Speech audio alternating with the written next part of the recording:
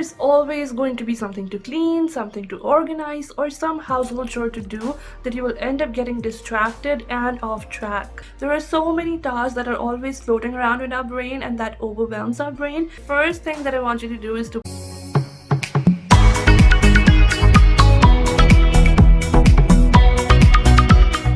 In this video, I shared 20 tips for work from home during self-quarantine, and one of my tips was to plan your day for increased productivity.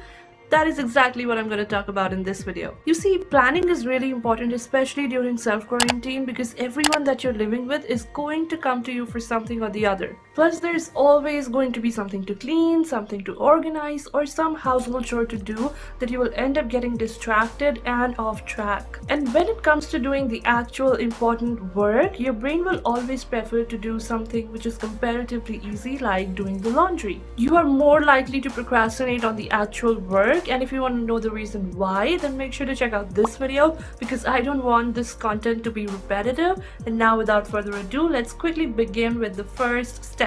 The first thing that I want you to do is to plan and decide a morning routine for yourself. This will help you center yourself, and it will help you have a successful and productive day. Morning routines basically set the tone for the day, and that is why I want you to decide certain activities that you want to include in your morning routine to start your day feeling more energetic, refreshed, and productive.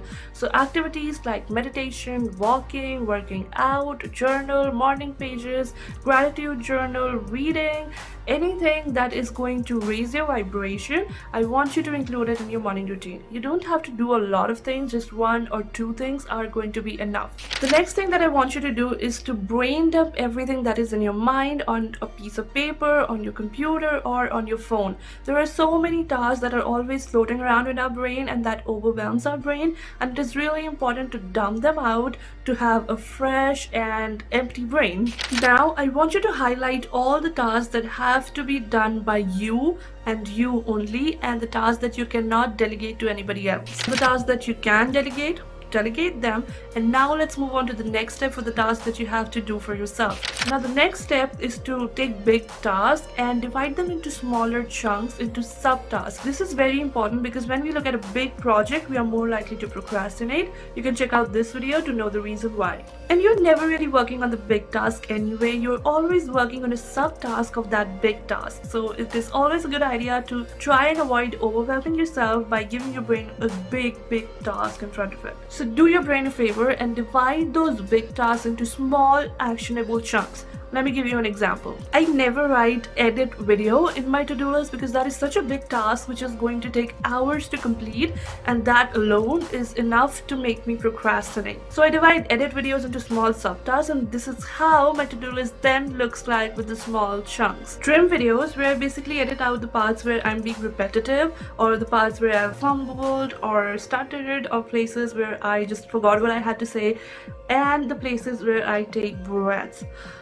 I'm pretty sure you don't want to hear this.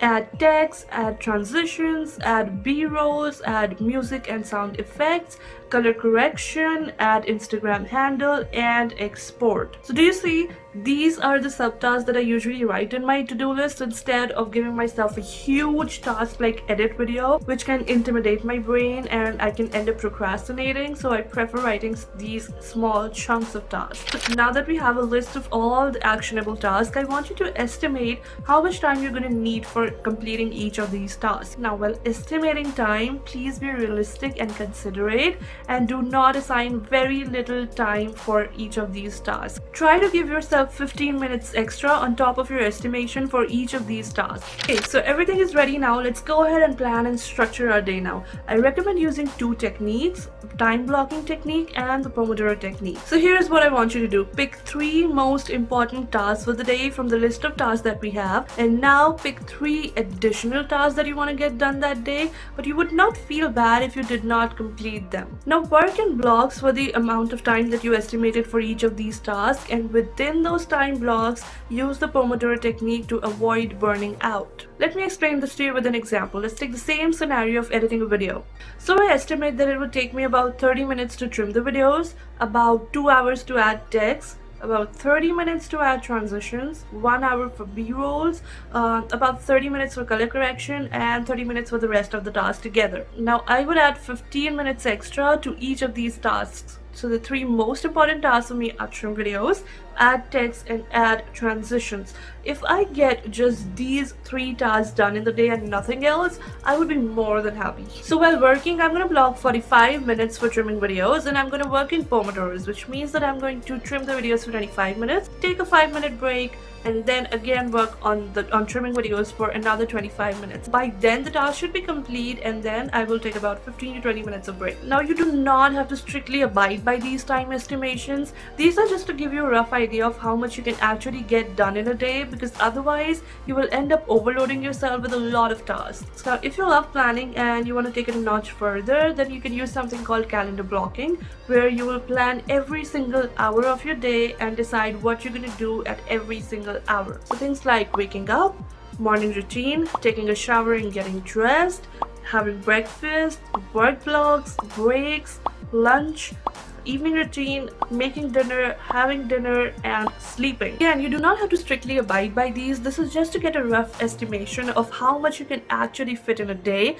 because usually we tend to forget about the non-negotiables like eating, getting ready, sleeping, morning and evening routine, playing with kids if you are a parent, etc. I do not use this approach, but I have seen that it works really well for a lot of people, so you might want to give it a try and see if it works for you too. So far in this video, we have learned how to realistically plan and structure your days, and something that I found extremely helpful to stick to the plans that I make for myself is using timers. Your brain feels relaxed and it is more likely to focus on the task in hand because it knows that it has to work for a certain period of time on that particular task, after which it is for sure going to get a break. Now I want you to go down below in the comment section and let me know how you plan and structure your days while you're working from home. You can also leave any video suggestions or requests that you might have for me. Also make sure to give this video a thumbs up if you like this video, and make sure to subscribe to my channel by pressing the button you'll see here, because I make videos on personal growth, productivity, and lifestyle. And while you're waiting for the next week's video, make sure that you check out these two as well, because I'm pretty sure you're gonna like them. I will see you soon in the next video. Until then, keep loving, keep dreaming. This is Ruchika signing off.